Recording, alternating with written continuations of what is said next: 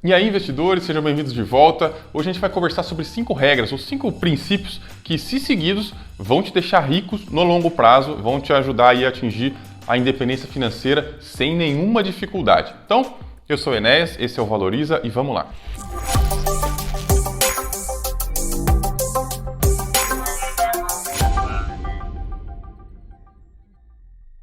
Eu queria começar esse vídeo dizendo que sim, se você fizer tudo isso, você vai acabar ficando rico. Não tem muito como dar errado. E durante esse vídeo eu vou mostrar, através de algumas experiências que já foram feitas, através de evidências, que esses negócios funcionam, essas dicas funcionam. Se você tiver esses princípios durante a sua caminhada de enriquecimento, provavelmente você vai chegar lá. Pelo menos é isso que os estudos, é isso que as evidências que a gente tem até hoje apontam. E o princípio 1 e 2 eu vou falar de uma vez porque eles são os mais importantes e vocês já me ouviram falar. Então vamos tirar isso do caminho logo para a gente depois falar sobre aqueles que são mais avançados, mais técnicos. Eles são o tempo e o aporte. Você deve se lembrar que na fórmula do enriquecimento a gente tem lá o enriquecimento, como vocês estão vendo aqui, ó, o enriquecimento é igual ao quanto você poupa vezes a taxa de juros elevado ao tempo. Tem dois fatores nessa fórmula que você controla muito bem, que é o quanto você poupa e o tempo durante o qual você poupa. O que você não controla muito bem é a taxa, que muitas vezes faz um trade-off, ela é proporcional ao risco, Quanto maior a taxa, maior o risco. O tempo e o aporte não. Você pode investir mais, não tem nenhuma contraindicação, e você pode investir por mais tempo, não tem nenhuma contraindicação, você não perde nada. Dessa maneira, mesmo que você invista mal, mesmo que você faça investimentos que não são tão bons, não estou falando de investir em lixo propriamente dito, mas isso a gente tem o resto do canal todo para falar sobre isso, mas mesmo que você invista mal, entre em momentos errados e tal, se você tiver o tempo do seu lado e investir uma quantidade boa de dinheiro, uma boa parcela do que você ganha, da sua renda, você vai conseguir chegar lá sem sombra de dúvidas. E para provar essa história, eu arrumei um artigo muito interessante num blog. Ele é norte-americano, é de um cara que era gestor de fundos por um tempo, ele tem um livro também. Eu vou deixar o link na descrição, se vocês quiserem, vocês leem o artigo inteiro, mas ele está em inglês, que é o seguinte. Ele fez uma suposição de um cara chamado Bob, que tinha 22 anos lá em 1970. E esse Bob, ele é o pior investidor do mundo. Ele só investe mal, ele só investe nos piores momentos e só em ações. Mas o Bob fez um planejamento. Ele falou assim, eu vou poupar $2.000 por ano, é por ano, tá? É bem pouquinho. Mas a cada 10 anos eu vou aumentar mais $2.000, ou seja, de 1970 a 1980, a primeira década, que ele estava começando a trabalhar, ele poupou só $2.000 por ano. Aí quando foi lá na segunda década, de 80 até 90, ele poupou 4.000 e depois na próxima década ele poupou 6.000, ele foi aumentando assim. Só que esse cara ele tem um problema, ele só consegue investir no pior momento possível, só quando o mercado está lá na alta, lá no topo, ele guarda o dinheiro debaixo do colchão, espera ter um topo, a hora que o mercado está lá em cima, prestes a cair, lá no trampolim, ele entra e cai junto com o mercado. Então esse é o Bob. Ele começou a poupar em 1970, 71, 72, foi deixando embaixo do colchão. E em 72 teve um momento que a bolsa estava lá em cima, o SP500 estava lá em cima. O que ele fez? Investiu no SP500 os $6.000 que ele tinha acumulado nos últimos 3 anos. Logo depois que ele investiu, o SP500 caiu 46%. E ele viu o seu dinheiro cair pela metade. Mas ele não vendeu, não esqueçam disso, isso é muito importante. Ele continuou lá porque ele vai continuar sendo o pior investidor do mundo para sempre. Ele ficou meio com medo e tal, continuou juntando dinheiro embaixo do colchão, seguindo as regrinhas que a gente falou. Quando chegou em 87, ele falou, agora acho que eu perdi o medo, vou investir de novo. Ele investiu $46.000. Logo depois que ele investiu, veio a crise e caiu 34% o SP500, ou seja, de novo ele fez besteira, de novo ele perdeu dinheiro, porque ele investiu no pior momento possível. Esse cara é o pior investidor do mundo, você investe muito melhor que ele. Aí ficou mais um tempo com medo e tal. Quando foi em 1999, logo antes lá da bolha do .com, ele falou, agora é hora de investir de novo. Ele tinha 68.000 debaixo do colchão, pegou esses 68.000 e investiu de novo no SP500. Logo que ele investiu, caiu quase 50%. E aí ficou com medo mais alguns anos, foi acumulando debaixo do colchão. Quando foi em 2007, logo antes daquela crise do subprime, que alguns de vocês lembram, ele investiu o dinheiro que ele tinha debaixo do colchão, que era $64.000. Logo depois disso, a bolsa caiu 52%. Quer dizer, esse cara é o pior investidor do mundo, é o mais pé frio, ele só investe quando o mercado está prestes a desabar. O mercado vai desabar, ele põe o dinheiro.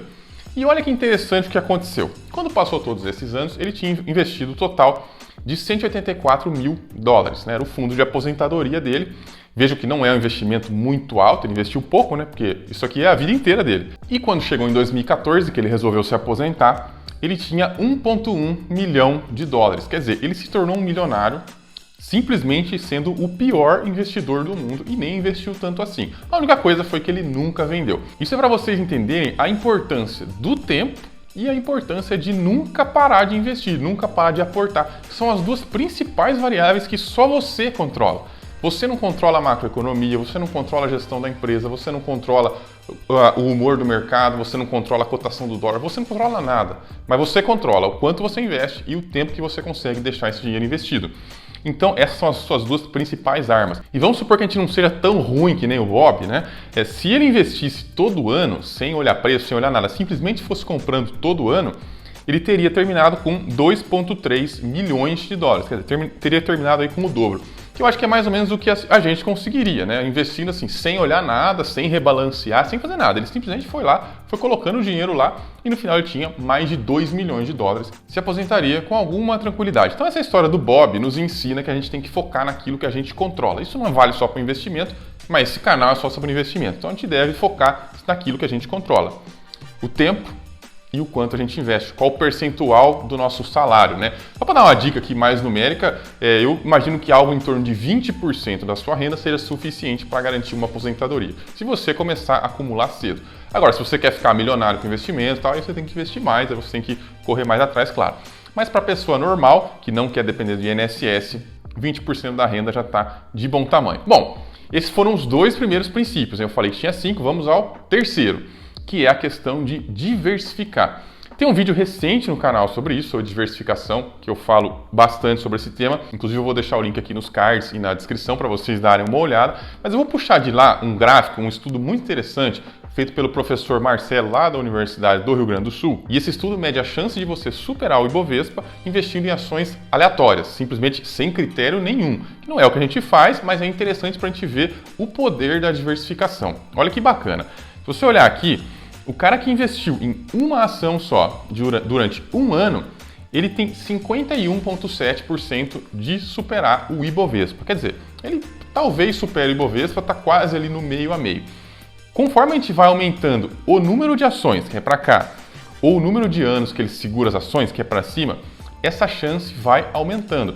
Até que chega no momento que se ele ficar 15 anos investido, segurando 30 ações, a chance de ele superar o Ibovespa é de 98%.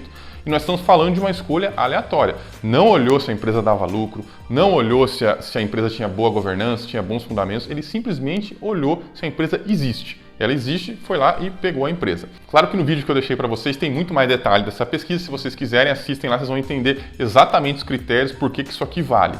Agora, uma coisa que dá para a gente concluir muito facilmente é que a diversificação aumenta o seu retorno, fora que ela diminui o seu risco. Então, por isso que esse é o terceiro princípio e esse é muito importante.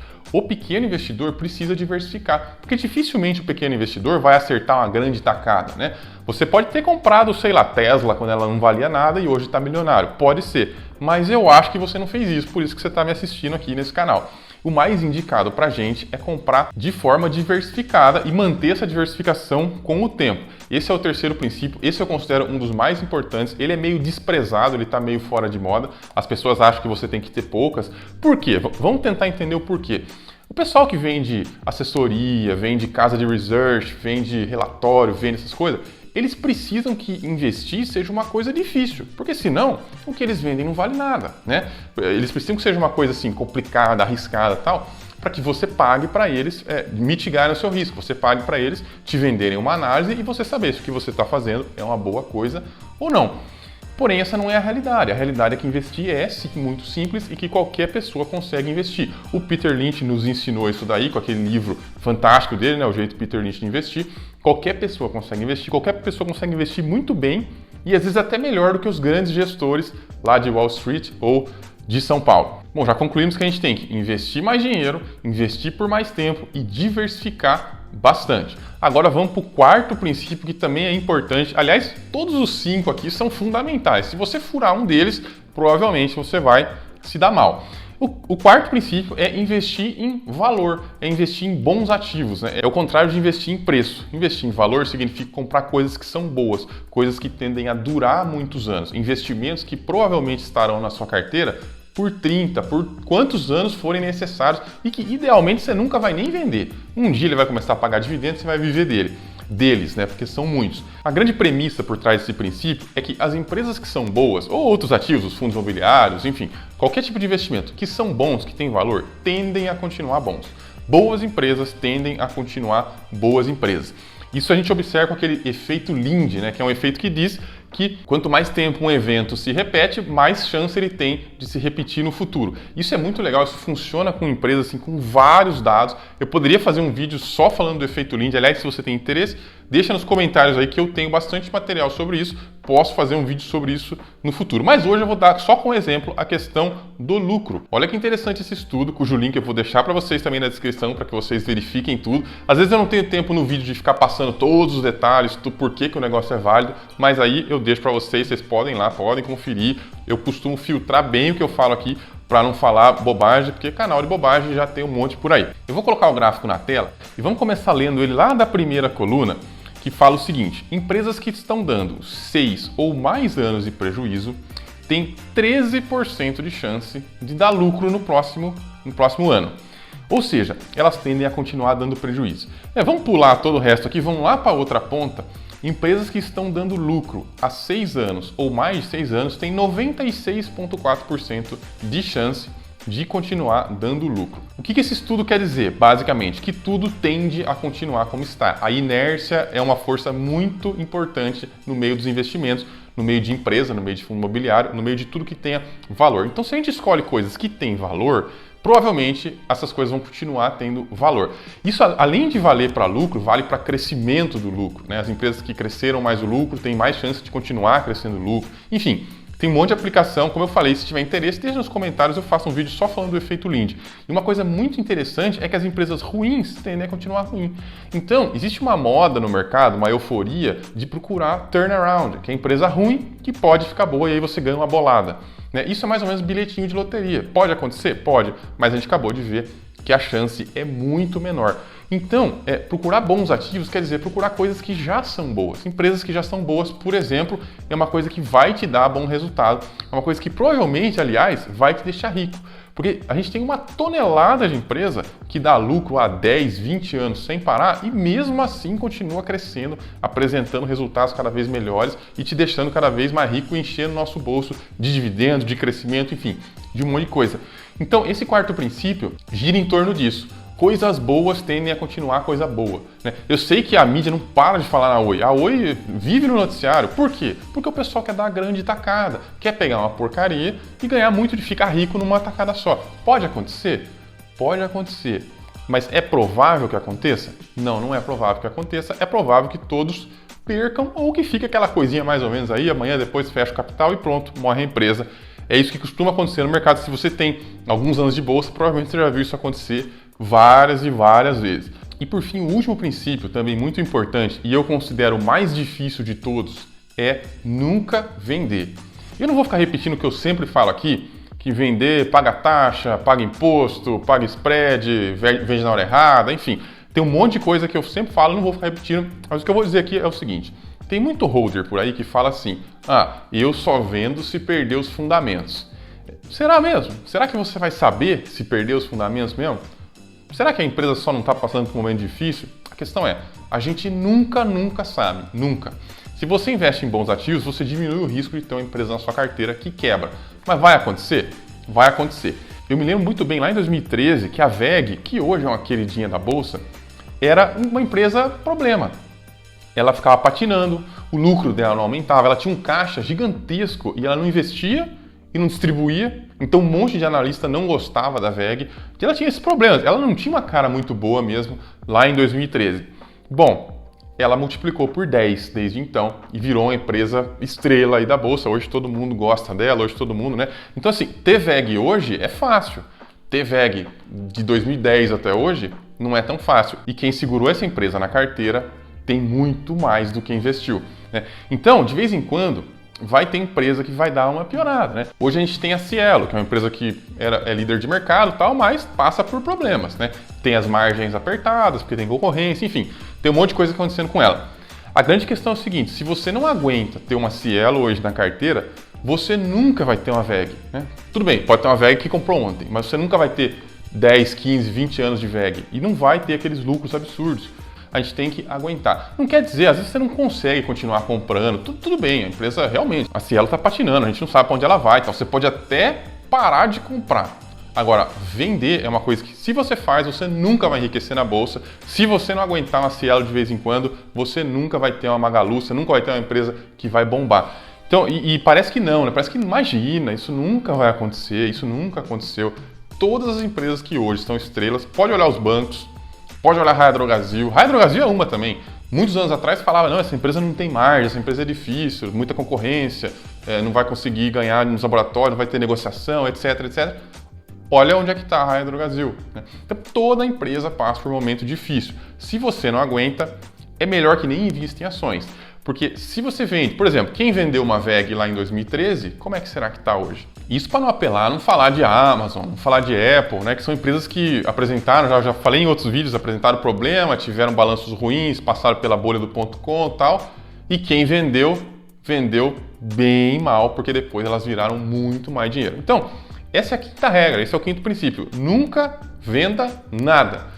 Isso não significa que é para você ter lixo na carteira, né? Como, lixo assim eu quero dizer fundo, ETF, coisa que não tem valor, né? Porque a regra número 4 é importante, tem que ter valor.